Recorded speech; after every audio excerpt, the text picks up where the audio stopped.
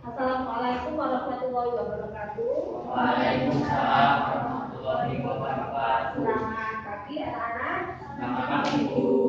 Sehat? Alhamdulillah sehat. Semua sehat ya. Anak-anak, sebelum kita mulai pembelajaran hari ini, ada temannya yang tidak masuk hari ini? Ada. Siapa? Asya dan Siapa? Asya dan Ada surat izin? Tidak. Berarti nanti di jurnal dicantumkan ya. Terus lapor ke wali kelas. Mohon anak-anak untuk tidak mengoperasikan HP ya. HP-nya disimpan dulu karena sekarang kita tatap muka. Ya, anak-anak mohon izin untuk membuka masker. Oke. Anak-anak kelas 8A, kemarin kita sudah membahas bab 3 ya, pertemuan 1 dan 2. Nah, pada pertemuan ketiga ini kita akan mempelajari tentang proses penyusunan peraturan perundang-undangan. Kalau minggu kemarin kita membahas peraturan perundang-undangan itu apa saja ya, sekarang kita membahas prosesnya, proses penyusunannya. Karena ada 8, jadi nanti kita beberapa yang kita bahas, selanjutnya nanti kalian bisa baca mandiri.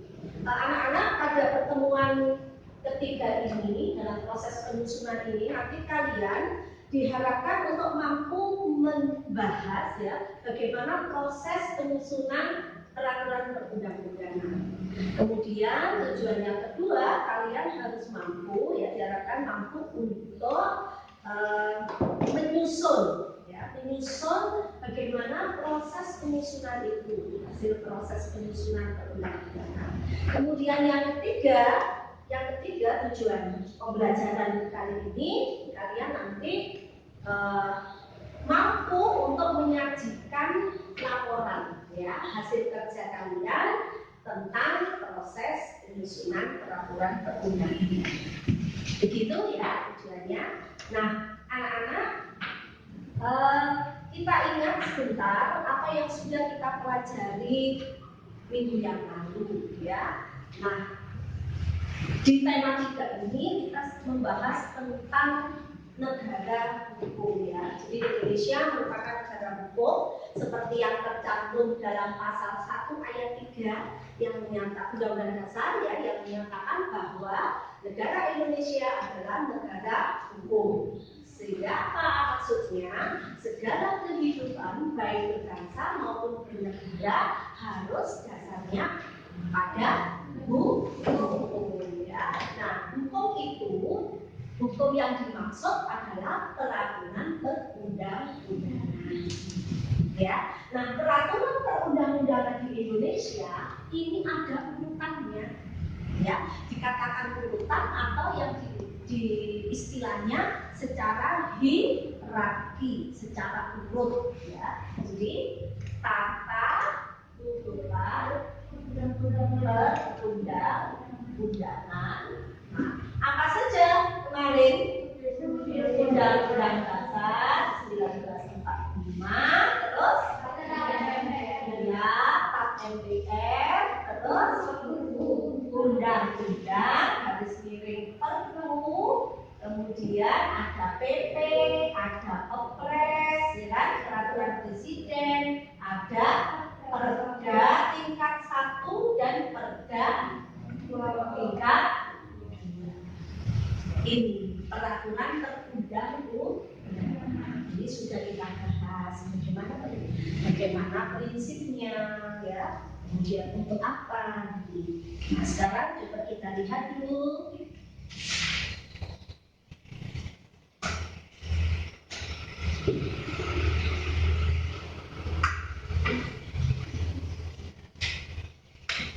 Tentang konsepnya, makna tata urutan peraturan perundang-undangan di Indonesia. Nah, kelihatan nggak ini? Kelihatan ya? Ini sudah. Nah, yang kemarin sudah kita pelajari tentang makna peraturan peraturan perundang-undangan di Indonesia. Kemudian proses penyusunan peraturan perundang-undangan di Indonesia. Nah,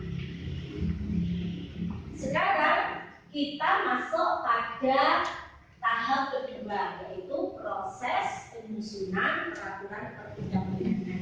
Baru minggu depan kita masuk ke sikap, ya. Nah,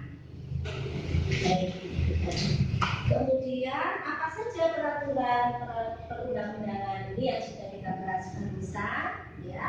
Nah, meninjau ke proses. Sebelum masuk ke proses, ya, apakah ada pertanyaan? Kalau bisa dijelaskan bagaimana proses pembuatan undang-undang, ya. Baik. Sebelum kita masuk ke proses ini, ya, anak-anak, siapa yang mempunyai wewenang atau yang mempunyai tugas untuk membuat undang-undang?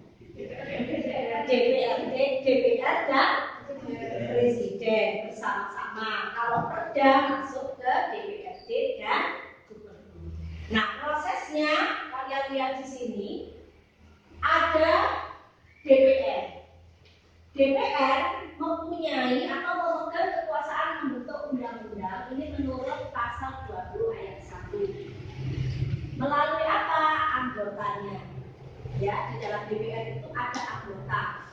Anggotanya berhak mengajukan rancangan. Nah, rancangan undang-undang dibahas oleh DPR dan Presiden untuk mendapat persetujuan bersama. Maka ini panahnya mengarah ke RUU. Intinya, maksudnya RUU ini boleh diajukan oleh DPR, boleh diajukan oleh Presiden. Gitu ya. Nah, sama kalau Presiden yang mengajukan juga begitu. RUU diajukan oleh Presiden, misalnya undang-undang apa yang akan dibuat, misalnya undang-undang pendidikan, ya. Nah, Presiden melalui pembantu Presiden yaitu menteri terkait. Berarti menteri apa kalau undang-undangnya pendidikan? Menteri Pendidikan, betul. Nah, Presiden dan DPR melalui menterinya tadi mengadakan sidang membahas RUU, ya. Nah, RUU tentang pendidikan ini dibahas untuk mendapat persetujuan bersama. Kalau dari pihak DPR tidak setuju, ya tidak bisa dilanjutkan. Demikian juga rancangan undang-undang yang diajukan oleh DPR, jika pihak Presiden belum puas, belum setuju, ini belum bisa dilakukan menjadi undang-undang, belum bisa disahkan. Nah, jika sudah mendapat persetujuan, maka RUU dari jika mendapat persetujuan itu yang arah ke atas, ya, maka RUU ini sudah bisa disahkan atau diundangkan untuk menjadi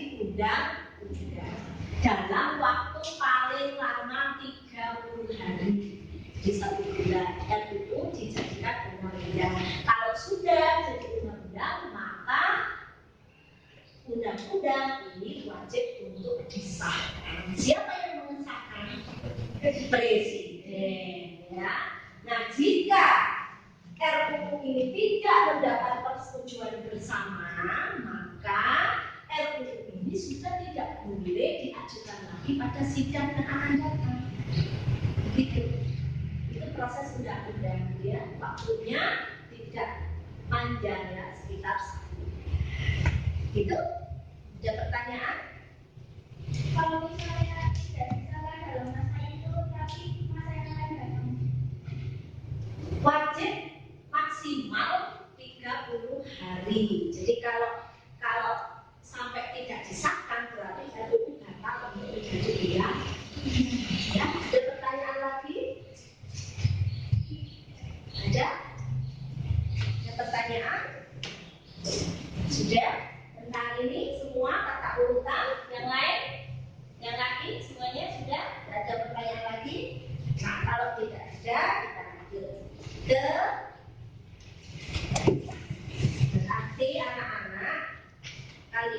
sudah bisa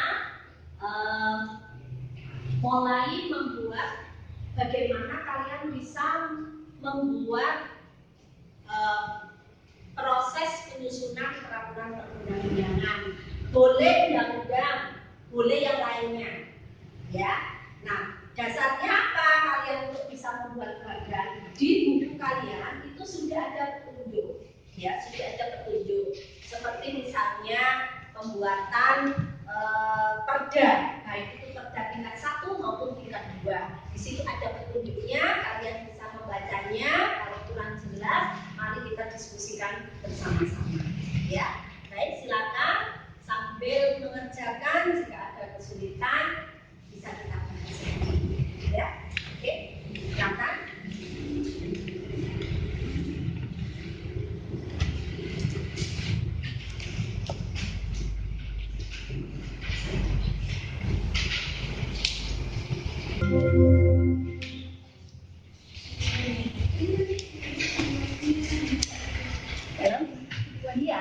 Ya, semuanya dibuat bagan, ya.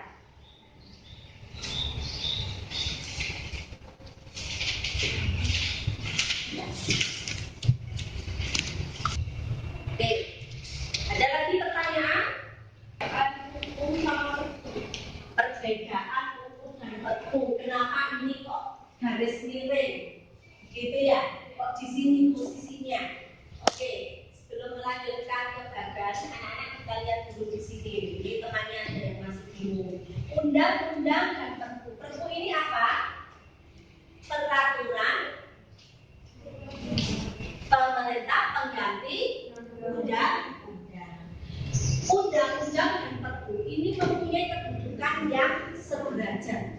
Ya, undang-undang ini dibentuk oleh Presiden dan DPR secara bersama-sama. Sedangkan perpu ini wewenangnya Presiden. Ya, nah bagaimana prosesnya? Undang-undang seperti tadi yang saya sampaikan, ya. Undang-undang itu suatu peraturan perundang-undangan yang ditetapkan oleh badan yang berwenang untuk mengatur ada bidang-bidangnya, undang-undang lalu lintas, undang-undang pendidikan, dan sebagainya. Sedangkan perpu ini keluar, ini haknya presiden, keluar jika negara dalam kondisi darurat memaksa dan tidak ada undang-undang yang mengatur. Ya, jadi misalnya negara kacau, negara itu kacau, untuk mengatasi itu kan dibutuhkan aturan. Mengatasi kekacauan sebuah negara ini dibutuhkan sebuah aturan, sebuah undang-undang. Tapi tidak ada undang-undang yang mengatur tentang itu. Nah, untuk mengatasi kekacauan itu, maka presiden mempunyai hak untuk mengeluarkan perpu. Paham ya? Ya, bedanya lagi. Kalau undang-undang ini masa berlakunya sampai ada undang-undang baru. Contoh, undang-undang tentang pendidikan, undang-undang pendidikan tentang kurikulum. Kalau dulu kan ada kurikulum KTSP. Ini berlaku terus sampai beberapa tahun. Kemudian ada undang-undang lagi baru, undang-undang pendidikan tentang kurikulum 13. Nah, maka yang dipakai adalah undang-undang yang ini sudah begitu ya. Nah, sedangkan perpu tidak ada. Kalau perpu ya begitu negara kacau, tidak ada undang-undang yang ngatur, presiden membuat perpu berlaku. Nah, setelah berlaku ini untuk mengatasi kekacauan, maka perpu ini disidangkan.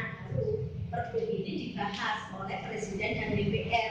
Apakah perpu ini perlu ditinjau lagi atau ada perubahan atau tetap berlaku? Jika tetap berlaku, maka perpu ini usianya hanya masa berlakunya paling lama 1 tahun.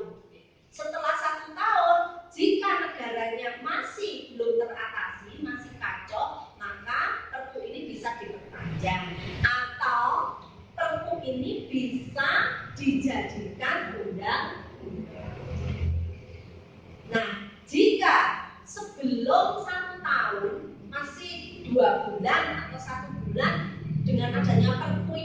kalau sudah aman, maka perpu ini harus dicabut. Ya, paham? Ada lagi pertanyaan? Tidak ada? Kalau sudah tidak ada, silakan dilanjutkan. Kalian boleh membuat perda, boleh membuat perubahan undang-undang dasar dan sebagainya. Ya, oke. Yang saya lihat ya.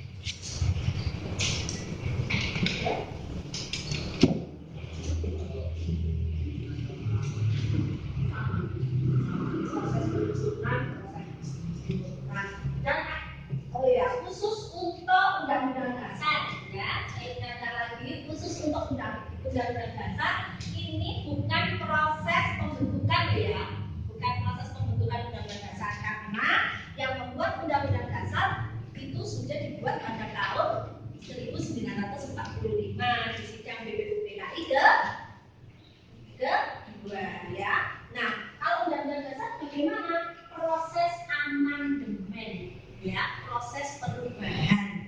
Kalau undang-undang dasar itu ada ya di buku ya, coba dilihat nih ya, halaman berapa?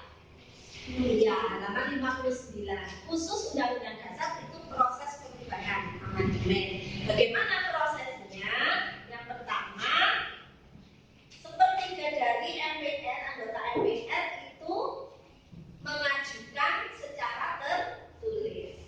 Coba lihat semuanya ke sini. Sini, khusus untuk undang-undang dasar ini amandemen ya. Sepertiga, salahnya ini, sepertiga dari anggota MPR mengusulkan usul. Anggotanya berapa? 575. Kalau sepertiganya berarti ini dibagi 3 sekitar 191. Ya, ini usul secara tertulis. Nah, kalau sudah usul, ada sepertiga yang usul harus dibahas, ya, harus disidangkan. Nah, ketika sidang rapat harus ada 2/3 dari anggota MPR hadir. Berarti berapa 2/3-nya? Sekitar 382 ya. Kalau ini tambah 2 kan, tambah 2 kali kan, kali 2. 380 harus hadir. Nah, dari yang hadir ini, apakah bisa diambil keputusan?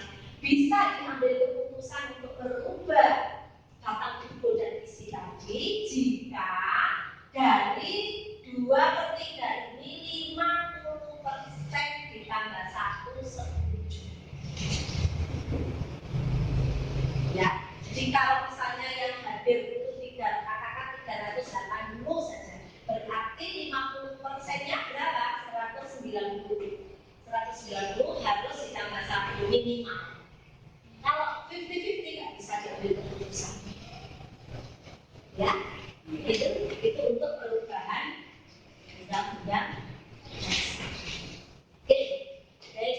Jika tidak ada anak-anak yang sudah kalian kerjakan itu, nanti kita bahas bareng-bareng lagi yang undang-undang, undang-undang dasar, dan lain-lainnya.